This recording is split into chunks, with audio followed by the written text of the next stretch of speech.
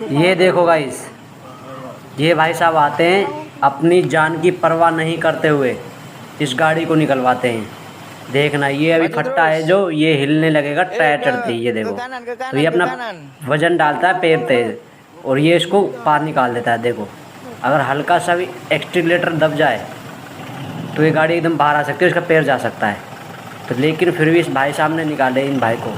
देखो कितनी मदद की है इस भाई साहब ने, ये देखो। Kata-kata.